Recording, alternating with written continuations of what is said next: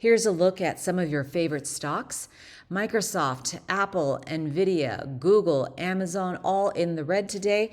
However, Tesla up 6%. So congratulations if you've made some money off of Tesla today. And hopefully your account is in the green. Hi everyone, it's Dow on the Dow. Today I'm going to go over Dow Incorporated and give you some price targets for Friday. We ended the day at $55.17, up nearly 3%. The day's range, 53.84. The high side, 55.38. So the low side, 53.84.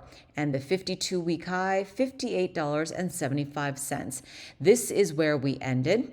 To the north side from where we are takes us to 2 standard deviations and an area of resistance and a potential take profit area as well at 55.92,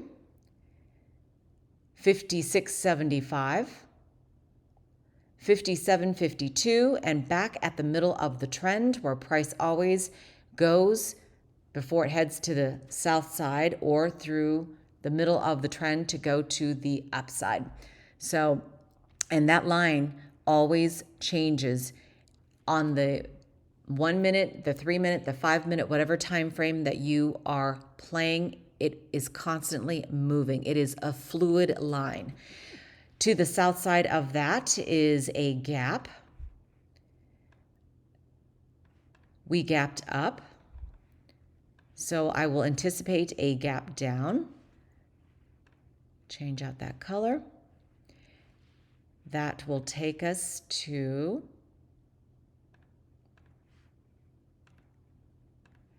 53.85, and it will close out at 53.60. And there's another gap to the south side. We gapped up, so what goes up must come down eventually. That will close out at 53.18. And below that, at -2 standard deviations and another level of support and a potential buy-in area, 52.69, 51.89, and 51.09. You can see that I marked out a linear regression channel within another linear regression channel just to see what that is looking like. But there are levels, as I have mentioned many times in the past, within -2 and -2. You can turn on another linear. You can do your Bollinger Bands. You can do your Fibonacci retracements, your patterns, your trend lines.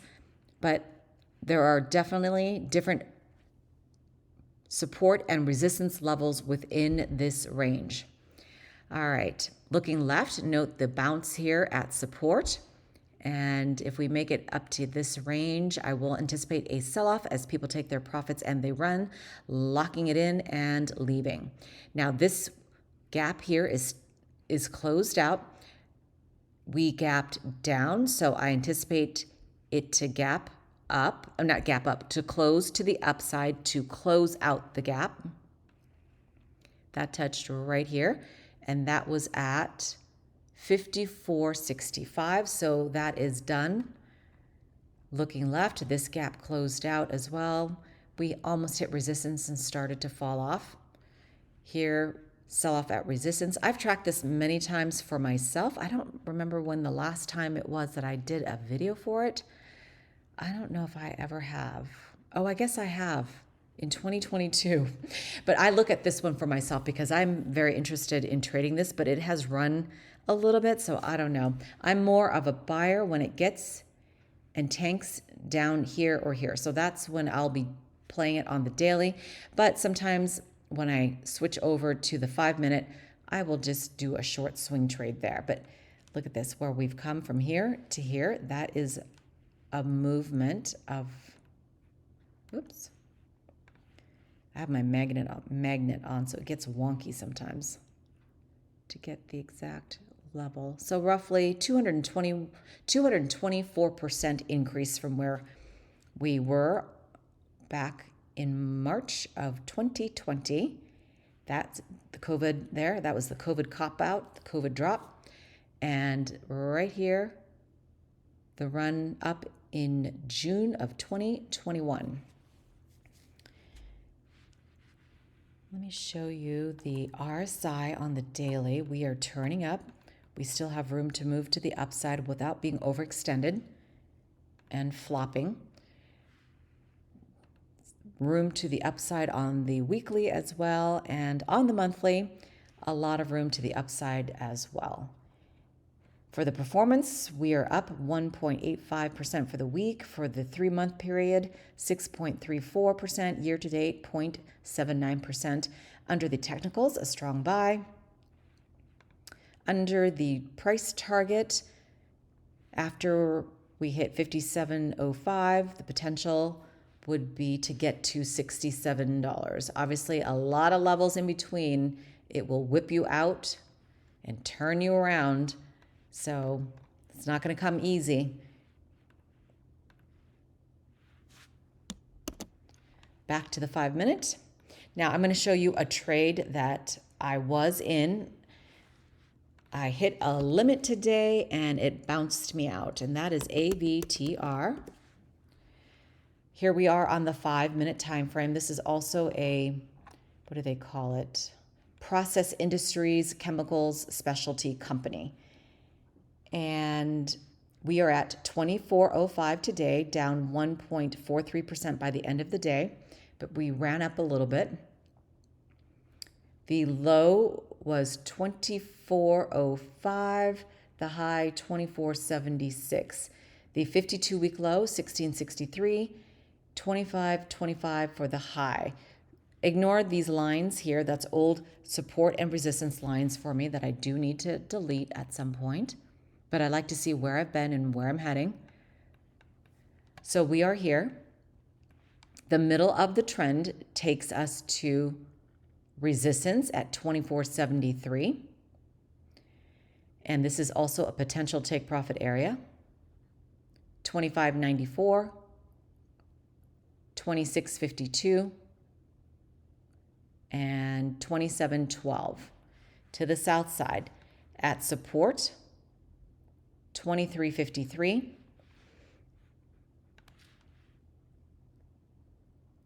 This gap starts at 23.19, 22.92, another level of support, 22.33, and this gap eventually closes out at 22.21. We are not there yet.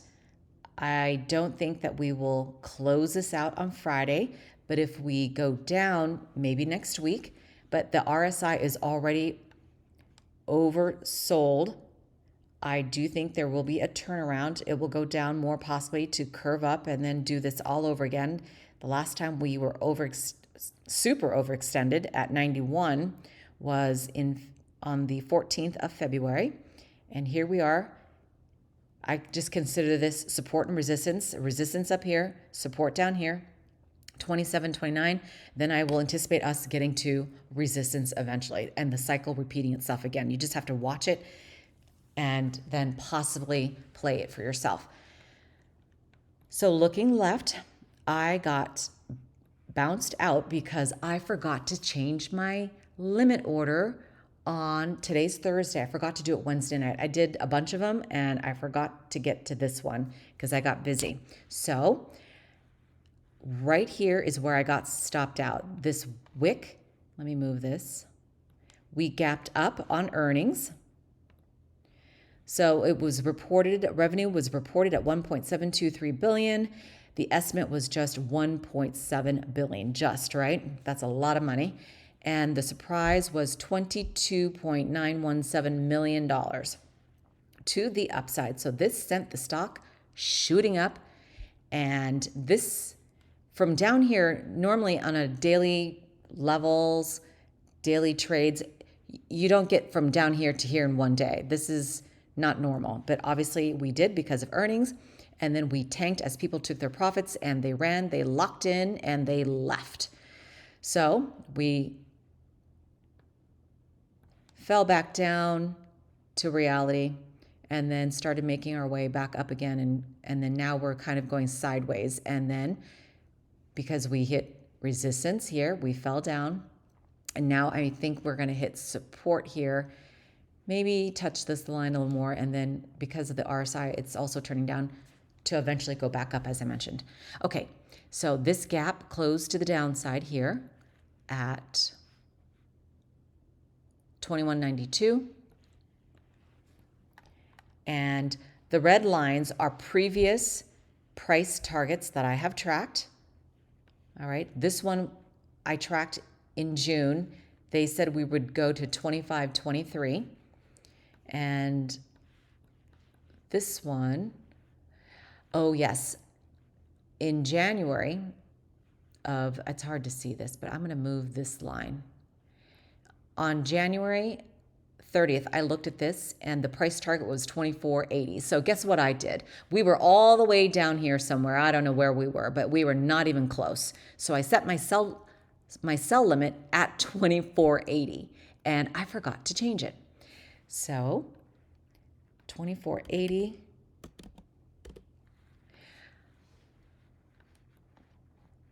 And then we started cracking again, but I could have, if I were watching it, gotten out at basically right here. Where are we?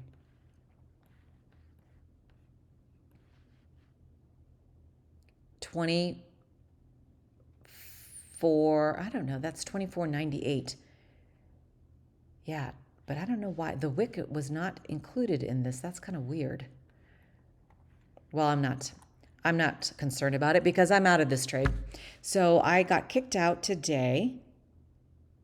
Oh, that's because that was yesterday's price. Okay. Wait a minute. The report was on the 14th. I'm sorry. That's when we ran up. So here we are today, and I got kicked out on Thursday because I got a statement today this morning. So it did happen right here. I'm sorry, I'm confusing myself. Okay, so I got stopped out and I will be tracking this again because there's potential again for the dip buy at 22.11. I will not get in until this closes. So it could be a long ways off or maybe even down here. But I will keep my eyes on this, and this is why it's really important to double check your limits if you're setting limits and also setting a stop loss. So that's something you definitely want to do to protect your account because we are overextended on certain things and there's possibly going to be a rug pull. So just be prepared for it. And now look at already cracking on the hourly. On the daily. Oops. On the daily, we are turning down. So we could be going all the way down here with a bunch of trades in between to get back up to the next target of 26.95. It could be painful. The weekly RSI is turning up, so that's good. And the monthly, lots of room to move to the upside. And let's take a look really quickly at Wells Fargo. Right now we are at 52.04. I'll give you price targets really quickly. 52.49, 53.54, and 54.64. Obviously, lots of levels in between if you play the smaller linear. 50.34, 48.25, 47.18, and 46.12. We are up more than 7%, so congratulations. If you also rode this up to this level, rode it up to this level. And Tesla, I just talked about that. I got to stop. This video is getting long. But I talked about this yesterday, and we ran up, fell back down.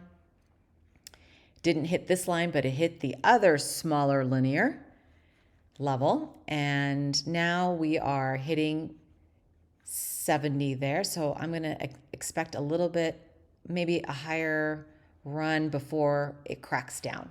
But Tesla here 201.83, 205.88, 209.90, 193.58, 185.39, 181.31, and 177.14.